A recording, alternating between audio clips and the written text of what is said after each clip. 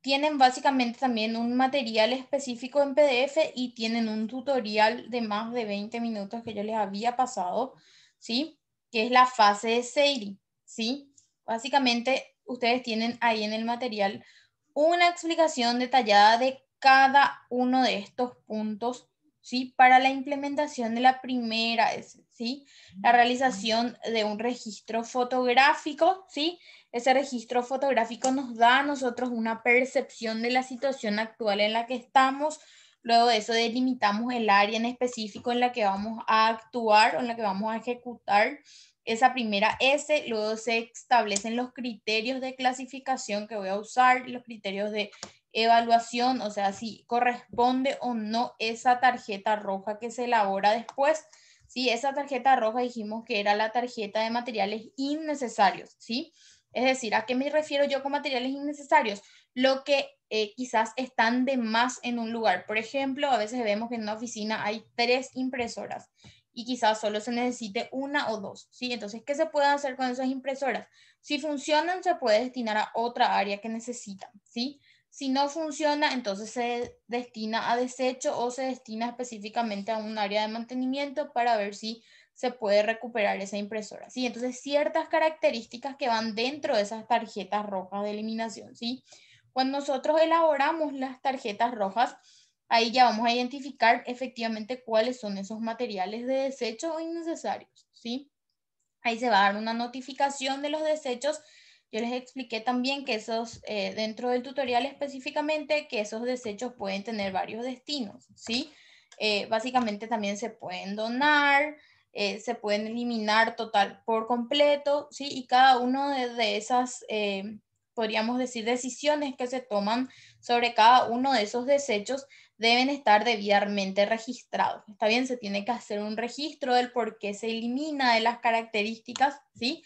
¿Por qué? Porque también eso se tiene que rendir posteriormente a la alta gerencia, las características y el por qué se consideró un material innecesario y por qué se produjo su evaluación, perdón, no evaluación, su eliminación, mejor dicho. Entonces, ahí se evalúan las tarjetas rojas, se hace una eliminación de los elementos innecesarios y posteriormente ya se hace un informe del avance de las acciones planificadas, es decir, de si esta situación actual y esa delimitación de la aplicación y la aplicación, qué acciones tuvo y si pude efectivamente completar todas esas acciones que preví en la primera implementación o en la implementación de la primera S que sería Daily.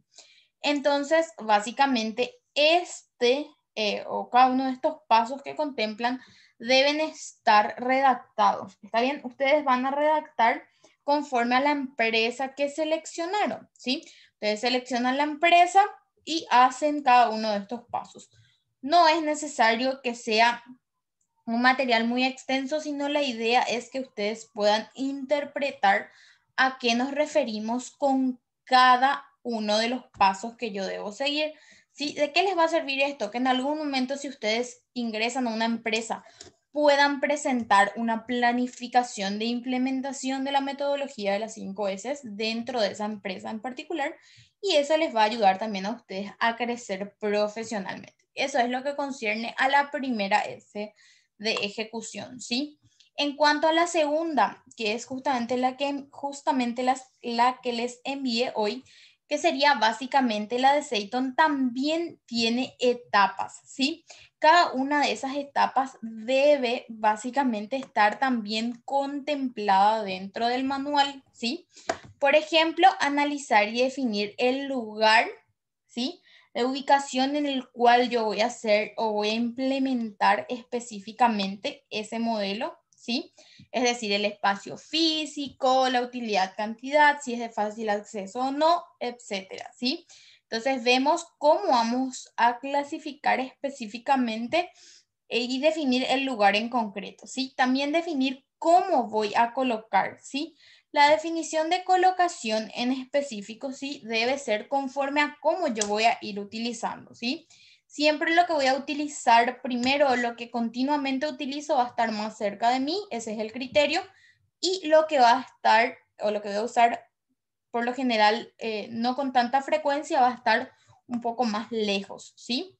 Y posteriormente ya habla de la rotulación de los espacios o de la ubicación en concreto. Es decir, dónde voy a ir ubicando también tiene que tener una designación o un rótulo que me identifique a mí sobre qué es lo que puse en ese lugar para que yo también pueda saber, y no solamente yo, sino todas las personas que van a trabajar en el mismo lugar. Esas señales pueden ser, bien como dice aquí, pueden ser cualitativas, ¿sí? Es decir, de las características o cualidades que tengan cada una de ellas, y también pueden ser señales cuantitativas, es decir, números específicos.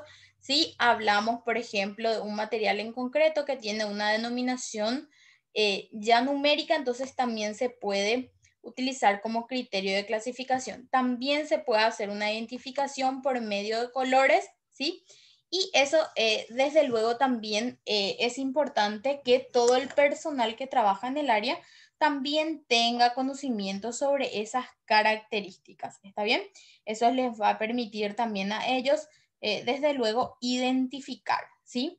Y es importante también la demarcación y la ilustración por fotografía, es decir, delimitar los espacios, ¿sí? También siempre graficar dentro de un diagrama en específico y tomar nota también de cada una de las áreas y la identificación de cada una de esas áreas, ¿sí? Entonces esas serían las dos primeras S que ya analizamos entre la clase de ayer, en la clase pasada y la clase de hoy en particular, ¿sí? Y en la fase preliminar también les voy a dar un pantallazo general que sería específicamente de cada una de las etapas, ¿sí?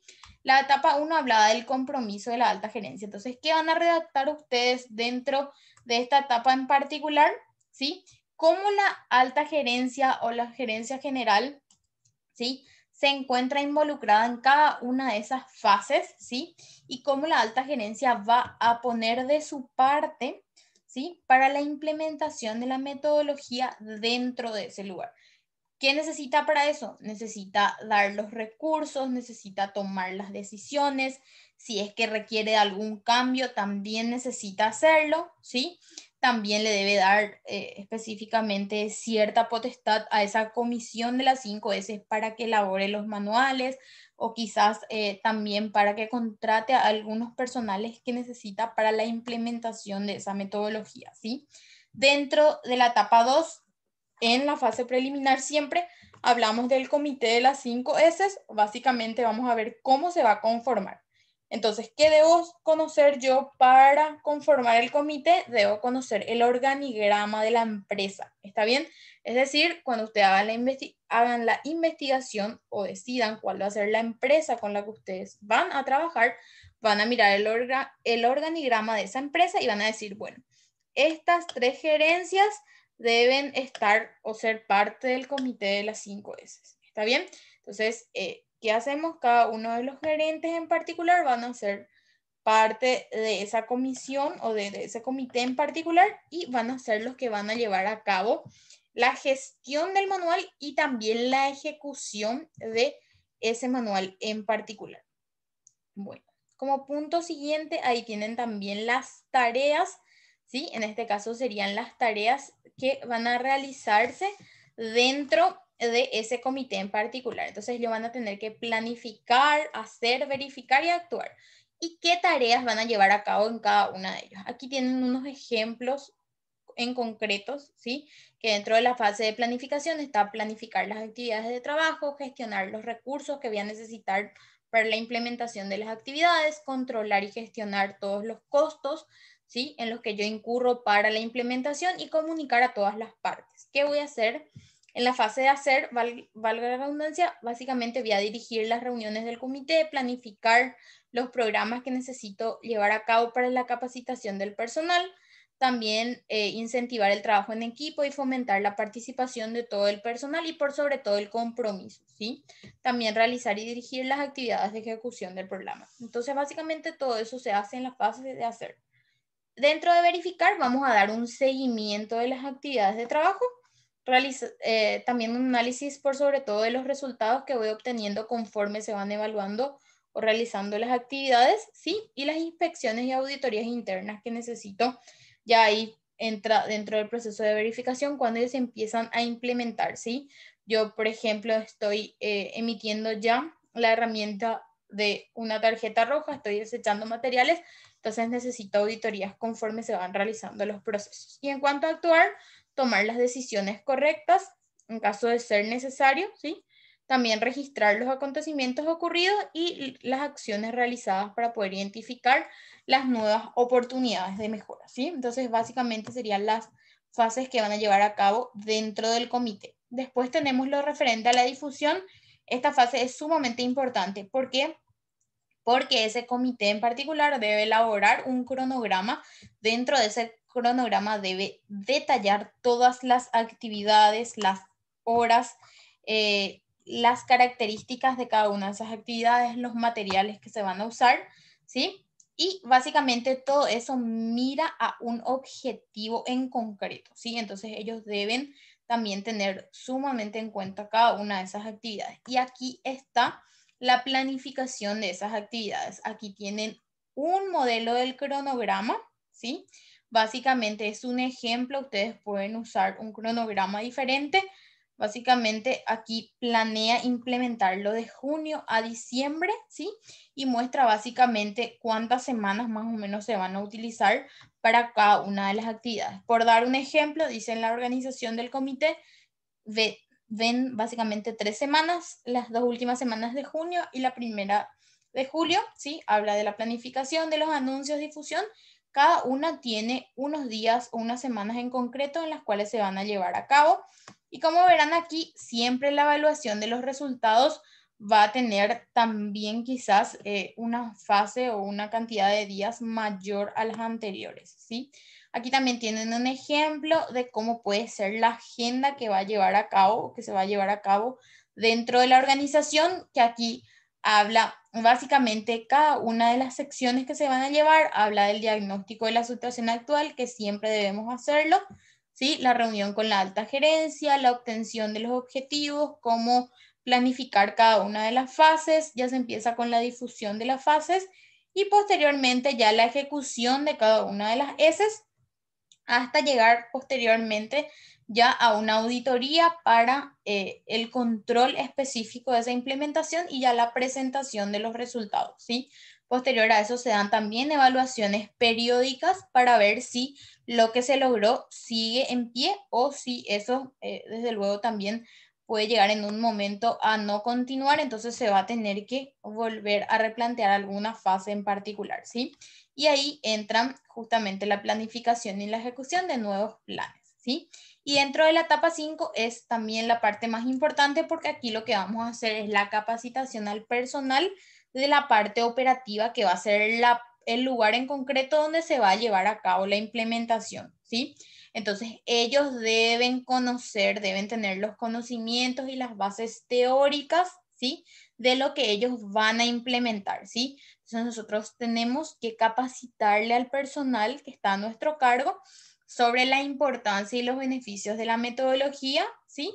Y que ellos van a lograr justamente trabajar en un ambiente mucho más agradable e incluso también, desde luego, va a mejorar el clima organizacional, ¿sí? Entonces también es importante mencionar que dentro de esa etapa de capacitación, ¿sí? Se incluye a la alta gerencia, ¿sí?